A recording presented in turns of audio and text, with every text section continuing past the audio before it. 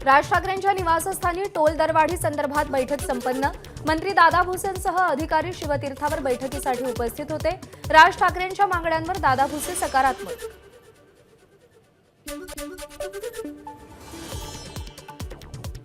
वाढीव टोल 1 महिन्यामध्ये रद्द केला जाणार असल्याचं सरकारचं आश्वासन। सगळ्या एंट्री पॉइंट्सवरती सरकारतर्फे कॅमेरे लागतील, तर मनसेही टोल नाक्यावरती स्वतंत्र सीसीटीव्ही लावणार। टोल नाक्यावर नेमकी किती वाहनं जातात याची माहिती मिळवण्यासाठी मनसेचा निर्णय।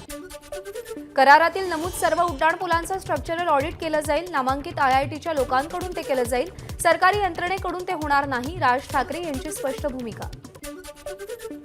करारामध्ये नमूद केलेल्या सगळ्या सोयीसुविधा, स्वच्छ प्रसाधनगृह, प्रथमोपचार, एक रुग्णवाहिका, क्रेन, पोलीस अंमलदार, करारपत्र, तक्रारवही या गोष्टी असतील।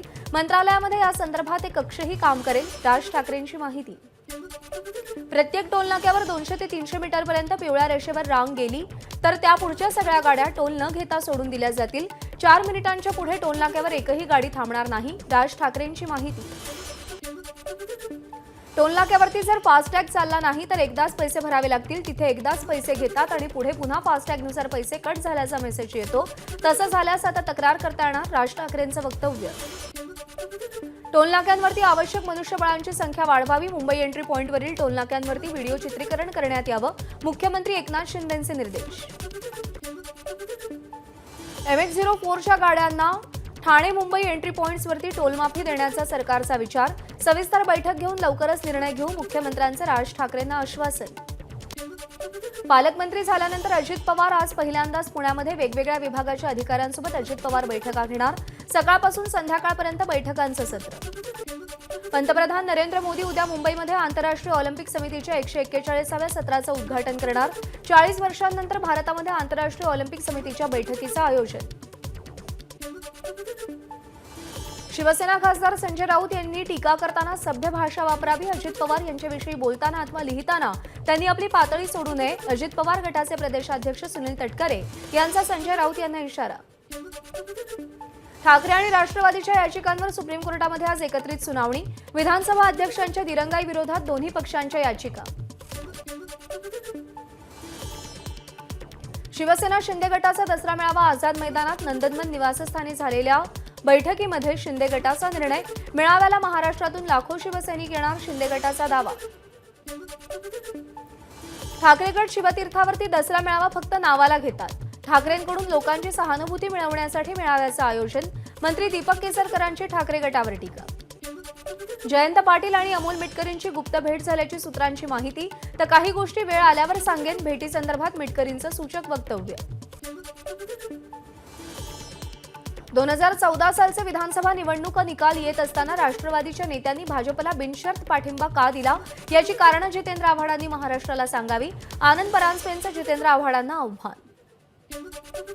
ससून प्रकरणाची चौकशी समिती म्हणजे निव्वळ फार्स, रवींद्र धंगेकरांचा आरोप। ललित पाटील प्रकरणाची निवृत्त न्यायाधीशांच्या अध्यक्षतेखाली चौकशी करावी, मुख्यमंत्र्यांकडे पत्राद्वारे मागणी। वाघनखांसंबंधीचा सामंजस्य करार झाल्यानंतर पहिल्यांदाच मुनगंटीवार नागपूरमध्ये दाखल होताच त्यांचं जल्लोषात स्वागत। मनोज जरांगे पाटील यांचा शनिवारी अंतरवाली सराटी येथे मराठा संवाद मेळावा। 250 एकरांच्या मैदानामध्ये मोठी तयारी, लाखोंच्या उपस्थितीचा अंदाज। 80 एकरांची जागा फक्त पार्किंगसाठी तर 10,000 स्वयंसेवकांचा बंदोबस्त। इंदोरीकर महाराजांना न्यायालयात हजर राहण्याचं समन्स। अपत्य प्राप्ती संदर्भातील आक्षेपार्ह वक्तव्याप्रकरणी जुलै 2020 मधील प्रकरणासंदर्भात हे आदेश देण्यात आले। त्यात सुनावणी होईल।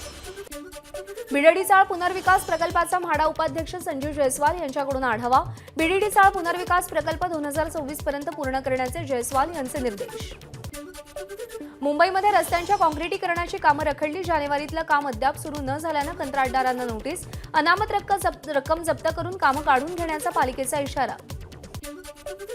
मध्य रेल्वे नवीन उपनगरीय लोकल स्थानक उभारणार। अंबरनाथ ते बदलापूर दरम्यान चिखलोली या नव्या स्थानकाची उभारणी। स्थानकासाठी 8.5 एकर जमीन संपादित। कुणबी नोंद असल्याचा विहिरीवरील मोटेच्या चाकाचा पुरावा शेतकऱ्याकडून सादर।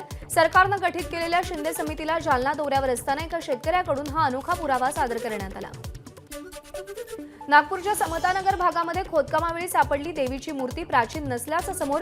पुरातत्व विभागाच्या तपासणीनंतर मूर्ती 5 ते 10 वर्षांपूर्वीची असल्याचं उघड।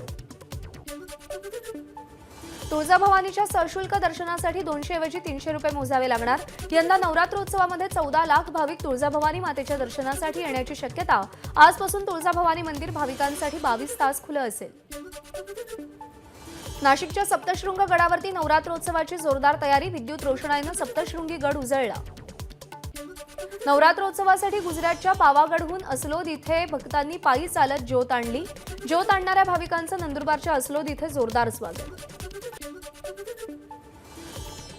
नवरात्रोत्सवाच्या पार्श्वभूमीवर ठाण्यातील बाजारपेठा सजल्या। रंगीबेरंगी टोपल्या बाजारात दाखल। दरवर्षी आदिवासी बांधवांकडून या टोपल्या विक्रीसाठी आणल्या जातात। मुंबईच्या कांदिवलीतील वेस्टर्न एक्सप्रेस हायवेवरती पुलाचं काम सुरू असल्यानं वाहतुकीवर परिणाम। पश्चिम द्रुतगती मार्गावरती मालाड ते कांदिवली दरम्यान वाहनांच्या लांबच लांब रांगा। ठाण्यामध्ये शनिवारी आणि रविवारी रेल्वेचा पॉवर ब्लॅक। मुलुंड ते कळवा डाऊन धीम्या मार्गावरती शनिवारी रात्री 12:30 ते रविवारी पहाटे 5:30 पर्यंत ब्लॉक असेल। मुंबईमध्ये भूमिगत वाहतूक व्यवस्था प्रकल्पासाठी राज्य सरकारकडून समन्वय समितीची स्थापना। भूमिगत वाहतुकीसाठी मल्टी मॉडेल टनेलचं नेटवर्क उभारलं जाणार। मुंबईचं तापमान पुढचे काही दिवस उष्ण आणि दमट राहील। मुंबई वेदर संस्थेचा अंदाज। तर आठवड्याच्या शेवटी मेघगर्जनेसह पावसाची शक्यता। मुंबई आणि उपनगरामध्ये सकाळी धुरक्याची चादर। मोठमोठ्या इमारती धुरक्याच्या पडद्याआड। दिल्लीप्रमाणे मुंबईही प्रदूषणाच्या विळख्यात असल्याचा हवामान तज्ज्ञांचा अंदाज। भंडाऱ्याच्या मोहाडीमध्ये दाट धुक्याची चादर। धुक्यामुळे वाहनांची गती मंदावली। नंदुरबार जिल्ह्यातील तापमान 35 अंश सेल्सिअसवर तापमान वाढल्यानं जिल्ह्यामध्ये टरबूजाच्या मागणीत वाढ। चांगला दर मिळत असल्यानं शेतकरी समाधानी। डॉल्बी आणि लेझरवर बंदी आणण्यासाठी सांगलीच्या मिरजमधील डॉक्टर एकवटले। बंदी आणण्यासाठी इंडियन मेडिकल असोसिएशनचे डॉक्टर चळवळ उभारणार। नापास झालेल्या विषयांमध्ये पास करण्यासाठी 10,000 रुपयांची मागणी। मुंबई विद्यापीठामध्ये शिकणाऱ्या विद्यार्थ्यांचा गंभीर आरोप। आयडॉलमध्ये शिकणाऱ्या विद्यार्थ्यांची कुलगुरूंकडे तक्रार। बेपत्ता माया वाघिणीला शोधण्यासाठी ताडोबा प्रशासनाचे प्रयत्न सुरू। 125 ट्रॅप कॅमेऱ्यांच्या माध्यमातून माया वाघिणीचा शोध सुरू। 25 ऑगस्ट नंतर माया वाघीण दिसलेली नाही। वर्ध्याच्या भानापूरमधील शेतकऱ्यांना सोयाबीनच्या पिकावरती रोटावेटर फिरवला।